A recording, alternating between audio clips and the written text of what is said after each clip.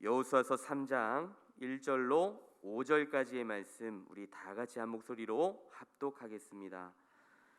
또 여호수아가 아침에 일찍이 일어나서 그와 모든 이스라엘 자손들과 더불어 시딤에서 떠나 요단에 이르러 건너가기 전에 거기서 유숙하니라. 사흘 후에 관리들이 진중으로 두루 다니며 백성에게 명령하여 이르되 너희는 레위 사람 제사장들이 너희 하나님 여호와의 언약궤 매는 것을 보거든 너희가 있는 곳을 떠나 그 뒤를 따르라. 그러나 너희와 그 사이 거리가 2000규빗쯤 되게 하고 그것에 가까이 하지는 말라. 그리하면 너희가 행할 길을 알리니 너희가 이전에 이 길을 지나보지 못하였음이니라 하니라. 여호수아가 또 백성에게 이르되 너희는 자신을 성결하게 하라. 여호와께서 내일 너희 가운데에 기이한 일들을 행하시리라. 아멘. 오늘 본문에 나오는 요단강 도하 사건은 이스라엘 백성들에게 있어서 주사위가 던져지는 운명이 바뀌게 되는 큰 사건이었습니다.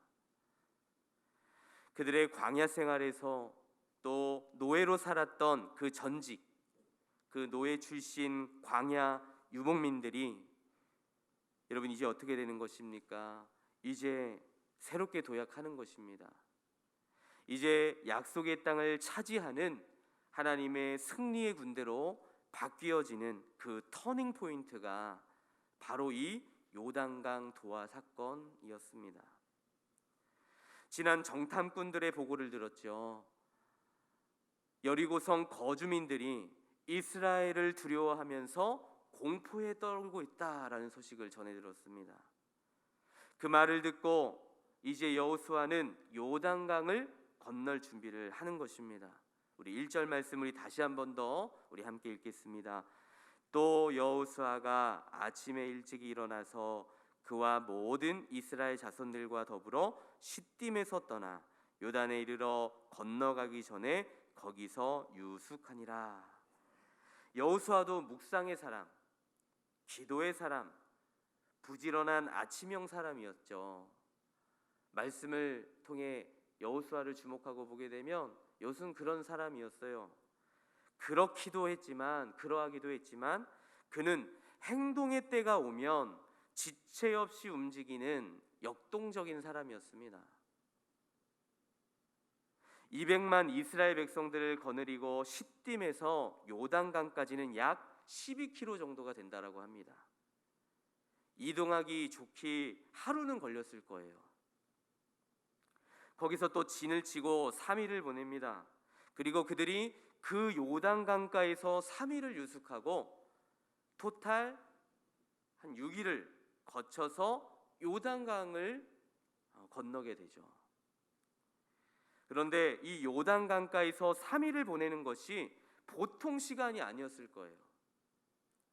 왜냐하면 나중에 15절에 가서 보게 되면 그러한 말씀이 나오는데요. 지금 이쯤의 시기가 곡식을 거둘 때였습니다. 즉 우리 달력으로는 3월에서 4월쯤 돼요. 한 지금쯤 됩니다. 그런데 우리나라의 3월, 4월 하면 봄날이죠. 그런데 이스라엘에게 있어서는 겨울철이었습니다. 그러한 겨울철이기도 한데 비가 가장 많이 쏟아지는 우기, 이 장마철이기도 했어요. 게다가 요단강의 원천이 되는 그 헬몬산의 만년설이 한참 흘러내리는 때이기도 했습니다. 그래서 위에서 그런 이제 눈들이 막 녹아서 내려오기 때문에 흙탕물이 막 섞여서 내려오는 사실 최악의 상태의 그런 시기였습니다. 그래서 저도 이게 궁금해서 한번 찾아봤어요. 여러분들도 한번 나중에 인터넷에서 한번 찾아보시면 그런 그림이 나오는데요. 보통 때는 성인 기준으로 한 무릎 정도 올까요? 그 정도면 건너는 그 요단강이 3월에서 4월, 지금 이 본문의 내용의 이 상황이었을 때는 엄청난 물의 수위가 높은, 성인도 건너기 어려운 위험한 그 정도의 높이의 강이었어요. 그래서 요단강의 상수원이라고도 할 수 있는 이 갈릴리 호수의 수위가 가장 높이 올라가는 때이기도 했습니다. 여러분, 그렇다면 여러분, 한마디로 요단강을 도하하기에는 최악의 조건, 최악의 타이밍이었다라는 것입니다. 그런데 하나님께서 그 시커먼 흙탕물 옆에 먼저 어떻게 해요? 텐트를 치게 하셨어요. 진을 치고. 그래서 200만이 3일 동안을 그곳에서 보내게 됩니다. 여러분, 한번 상상해 보세요. 지금 그러한 상황입니다. 물은 흙탕물이에요. 그런데 그 옆에 어떻게 해요? 그들의 200만이나 되는 그 백성들을 그 옆에 진을 치고 거기에서 보내게 하셨어요. 3일을 보내죠. 여러분, 이스라엘 백성들이 눈앞에, 바로 그 코앞에 그들도 건너야 하는 것을 알았어요. 하나님의 그 약속의 땅으로 들어가기 위해서는 건너야 합니다. 그때 수만 가지의 생각들이 있었을 것입니다. 눈앞에 흐르는 그 상황들을 보고 혼란스러웠을 거예요. 3일 동안 요단강가의 백성들을 대기시켜 놓고, 여러분, 오늘 본문에는 나와 있지 않았지만 기도의 사람 여호수아는 여러분 무엇을 했을까요? 한 묵상하면서 생각해 보는 거예요. 여호수아는 기도했을 것입니다. 여러 가지 위기가 있는데 광야에서의 위기와는 좀 다르죠.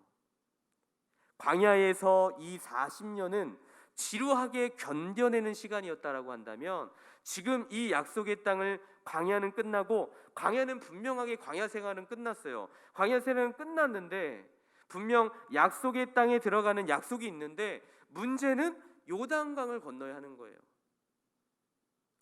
현실입니다. 눈앞의 현실은 지금 쉽지 않은 상황인 거죠. 현실의 이 요단강을 건너야 하나님의 약속이 있는데, 그 앞에서 절망을 한 번 더 인식하는 거예요. 직시하는 것입니다. 그런 그 가운데서 3일째 되던 날에 지도자 여호수아에게 마침 하나님께서 응답하세요. 사인을 하십니다. 사인이 떨어집니다. 2절부터 4절까지의 말씀을 우리 다시 한 번 더 우리 함께 읽겠습니다. 사흘 후에 관리들이 진중으로 두루 다니며 백성에게 명령하여 이르되, 너희는 레위 사람 제사장들이 너희 하나님 여호와의 언약궤 매는 것을 보거든 너희가 있는 곳을 떠나 그 뒤를 따르라. 그러나 너희와 그 사이 거리가 2000 규빗쯤 되게 하고 그것에 가까이 하지는 말라. 그리하면 너희가 행할 길을 알리니 너희가 이전에 이 길을 지나보지 못하였음이니라 하니라. 여기서 제일 먼저 중요한 것은 요단강을 건너는 데 있어서의 키. 여러분, 열쇠가 무엇입니까? 하나님께서 일러주시는 그 핵심 키가 언약궤였습니다. 하나님의 언약궤였어요. 이 언약궤를 제일 먼저 앞세우고 가라는 것입니다. 하나님의 궤라고 불리는 그 언약궤, 그 궤 안에 하나님의 십계명이 들어 있습니다. 십계명이 보관되어져 있어요. 이 언약궤가 하나님의 말씀, 하나님의 임재를 상징합니다. 그 앞에서 나팔을 불면서 레위인들이 길을 인도하죠. 그렇게 하면서 이 언약궤가 가장 먼저 앞을 향해 나아갑니다. 여러분, 이것은 무엇을 의미할까요? 하나님께서 이 건너는 데에 있어서 왜 이러한 행렬을 하면서 하나님이 건너게 하시는 까닭이 무엇일까요? 언약궤에는 그러한 의미가 있다라고 했습니다. 하나님의 말씀, 하나님의 임재.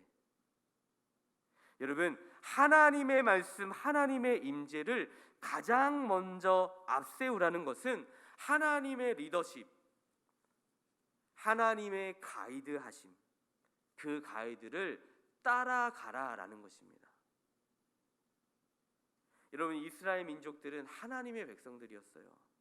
거룩하게 구별되게 부른 하나님의 택한 민족이었습니다. 여러분, 그들의 그 위상이 홍해를 가르고 가나안의 땅에 들어가기까지, 그래서 여러분 그 여호수아의 거주민들도 그들의 그 여호와의 위엄과 그 소문을 여러분 들었어요. 익히 알고 있습니다. 그들이 어떤 민족인지 알고 있어요. 아마 이제 그 뒤에 또 나오게 됐는데, 여러분 그 여리고성에 있는 그 군인들이랑 여리고성 안에 있는 사람들도 3월 4월쯤 이쯤에 이 시기가 요단강의 상황이 그러하여서 요단강을 건너는 것이 쉽지 않을 거라는 것을 여러분 여리고 사람들은 더욱더 잘 알았을 거예요. 지금 우리의 땅으로 들어온다고? 근데 쉽지 않을 걸? 아마 콧방귀 끼고 있었을 거예요.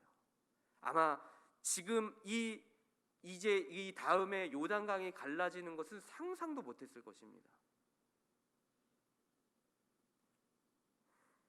여러분, 중요한 것은 하나님의 언약궤를 앞세우다. 하나님의 사람, 여러분, 하나님의 사람은 이와 같이 하나님의 말씀, 늘 하나님의 임재를 구하고 하나님의 임재를 따라가는 사람들인 것입니다. 하나님의 임재하심이 먼저 앞장서는 거예요. 그래서 그 뒤에 한 발자국 물러서서 하나님의 사람들은 우리의 방향을 어떻게 해요? 내가 정하는 것이 아니라 하나님의 말씀, 하나님의 인도하시는 그 말씀을 따라 나아가는 것입니다. 아주 중요한 영적 원리인 것이죠. 여러분, 우리는 결코 미래를 두려워하지 않습니다. 한 치 앞도 알 수는 없는데 미래를 두려워할 필요가 없어요. 여러분, 왜 그렇습니까? 그냥 단순한 만용이 아닙니다. 하나님이 앞서 가시기 때문인 것입니다. 여러분, 그것을 믿으시는 저와 여러분들이 되어지기를 바랍니다. 하나님이 우리보다 앞장서 계세요. 그 믿음이 저와 우리 모두에게 있기를 바랍니다. 우리 하나님은 그저 멀리서 지켜보시는 하나님이 아니세요. 우리를 직접 지도하시고 약속의 땅으로 인도해 들어가시는, 앞장서시는 하나님이신 줄 믿습니다.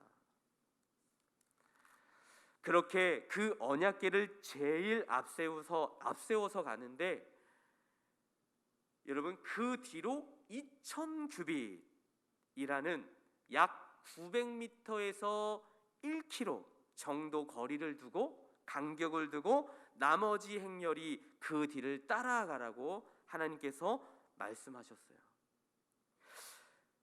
이 희한한 요단강 도하 행렬이, 여러분 참 이렇게 그림을 그려보면 조금은 그 행렬이 참 우스꽝스럽기도 하고 희한합니다. 근데 하나님은 그런 행렬을 지켜서 가라고 하시는 거예요.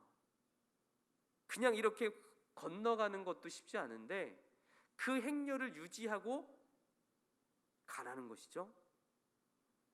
언약궤를 진 레위인들이 먼저 선봉에 서서 앞장서 가고, 그 뒤로 1km, 그 뒤로 갓, 루벤, 므낫세 반 지파가 선봉 부대가 이제 따라가고, 또 그 뒤에는 200만 명의 백성들이 그 뒤를 쭉 따라가는 그러한 행렬, 그런 그림으로 가는 것이죠. 그런데 왜 언약궤와 백성들 사이가 1km가 벌어져야 하냐면 하나님에 대한 경외의 심을 표현하는 것입니다. 하나님은 가까운 분이세요. 하나님은 가까이 계시는 분이시죠. 하나님을 가까이 하라, 그리하면 너희를 가까이 하시리라. 하나님은 가까운 분이시기도 하지만 함부로 대해서는 안 되는 분이시죠. 존경심을 가지고 하나님의 리더십에 대한 거룩한 선을 지켜드리는 것입니다. 그리고 여호수아가 중요한 명령을 내려요. 중요한 명령을 내리는 것입니다. 5절 말씀 우리 함께 읽겠습니다. 여호수아가 또 백성에게 이르되 너희는 자신을 성결하게 하라. 여호와께서 내일 너희 가운데에 기이한 일들을 행하시리라. 시내산 앞에서의 그 명령처럼 동일하게 하나님께서 너희 스스로를 깨끗하게 하라. 성결하게 하라. 내가 거룩하니 너희도 거룩할지어다. 오늘 거룩한 주일입니다. 우리 모든 예배자가, 모든 교회가 하나님 앞에 예배하러 나올 것입니다. 오늘 우리가 준비해야 할 것, 또 우리가 오늘뿐만이 아니라 이 예배의 날을 위해서, 늘 돌아오는 예배의 날이지만 이 예배의 날 거룩한 성의를 위해서 한 주간 한 주간 우리가 힘써가야 할 것이 여러분 무엇이겠습니까? 바로 성결하게 하는 것, 내 스스로를 하나님 앞에서 거룩하게 지켜가는 것. 성결하게 하라는 것은 자신을 거룩하게 깨끗하게 하라는 것입니다. 핵심 포인트는 언약궤를 제대로 따라가기 위해서는, 즉 기적의 요단강을 도하하기 위해서는 하나님께서 너희의 거룩을 원한다라는 것입니다. 하나님과 온전히 동행하기 위해서는 우리 안에 다른 장치들은 여러분 필요 없는 것이에요. 다른 장치들은 소용이 없습니다. 필요가 없습니다. 오직 거룩한 장치, 거룩한 장치를 여러분 우리 안에 스스로 설치하는 거예요. 다시 말해 하나님의 기적을 경험하기 위해서는 내가 거룩해야 하는 것입니다. 자신을 깨끗하게 하는 것이죠. 하나님이 우리에게 원하시는 것은 탁월함 이전에 거룩함인 것입니다. 이 땅에 여러분 한번 보세요. 똑똑한 사람들은 너무나도 많습니다. 이 세상 어디에 가도요, 똑똑하고 잘난 사람들은 많이 있어요. 그런데 거룩한 사람은 부족합니다. 거룩한 사람은 많지 않습니다. 그러면 기적을 체험할 수가 없는 거예요. 저와 여러분들의 마음과 태도를 거룩해야 해야 할 줄 믿습니다. 내 마음속에 있는 더러움을 깨끗이 회개하고 씻어내야 하는 것입니다. 나의 입술의 모든 말과 내 마음의 묵상이 주님께 연락되어질 수 있도록 하나님 앞에서 거룩해져 가야 하는 것입니다. 그렇게 언약궤를 따라가면 너희 가운데 기이한 일을 행할 것이다 하셨습니다. 기이한 일. 여러분 사실 하나님을 믿고 따르는 저와 여러분들 가운데 이 기이한 일을 여러분 바라는 것 아니겠어요? 매 순간 우리 모든 삶 속에, 모든 삶 영역 속에, 우리 모든 문제들 앞에, 모든 어려운 앞에, 우리의 때로는 인간과의 관계 속에 여러분 기이한 일을 바랍니다. 하나님께서 행하실 기이한 일을 바래요. 요단강이 갈라지는 기적을 구합니다. 그런데 우리는 그러한 기적을 우리의 삶에서 일어나기를 원하지만 거룩은 하지 않으려고 해요. 그렇지만 하나님께서는 말씀을 따라 거룩한 사람들이 가야지 그 길이 열린다라고 말씀하십니다. 물론 우리의 거룩이 기적의 조건만은 아닌 거예요. 기적의 조건만은 아닌 것입니다. 그러나 하나님께서는 이미 약속의 땅으로 가는 그 길을 열어주시기로 약속하셨지만, 그러나 그 기적을 담기 위해서는 우리는 스스로를 깨끗한 그릇으로 준비해야 되는 줄 믿습니다. 여러분, 기적을 원한다면 깨끗하게 자신을 준비해 가십시오. 응답을 원한다면 하나님이 기뻐하지 않는 얼룩진 죄를 자신에게서 제거해 가야 할 것입니다. 오늘 거룩한 주일 우리를 구별되이 부르셨습니다. 우리가 오늘도 하나님 앞에서 힘써 가야 할 것, 내 스스로 내 안에 두어야 할 장치가 있다면 바로 거룩, 성결인 줄 믿습니다. 오늘 하나님 앞에 기적과 응답을 바라기 이전에 거룩한 그릇이 되어야 할 것입니다. 그런 선한 능력이 저와 우리 모두에게 있어 너희 가운데에 기이한 일들을 행할 것이다 하는 요단강이 갈라지는 놀라운 하나님의 역사가 우리 삶 가운데 여러분 가득하게 있게 되기를 예수님의 이름으로 축복합니다. 기도하겠습니다. 참 좋으신 하나님, 약속의 땅이 눈앞에 있습니다. 우리 앞에도 있습니다. 늘 우리 앞에 계시는 신실하신 하나님, 그 하나님의 도우심으로 우리 인생의 요단강을 건너가게 도와 주시옵소서. 그 기적을 경험하는 우리 믿음의 세대들이 되게 하시고, 하나님의 말씀을 따라갈 때 그 기적이 눈앞에 펼쳐질 줄 믿습니다. 우리 자신을 하나님 앞에서 거룩하게 할 때 요단강이 갈라지는 놀라운 기적이 일어나게 될 줄도 믿습니다. 성령님, 그 선한 힘과 능력과 지혜가 우리 모두에게, 우리 모든 예배자들, 또 새벽을 깨우는 우리 기도자들 가운데 있게 도와 주시옵소서. 예수 그리스도의 이름으로 감사하며 기도드렸습니다. 아멘.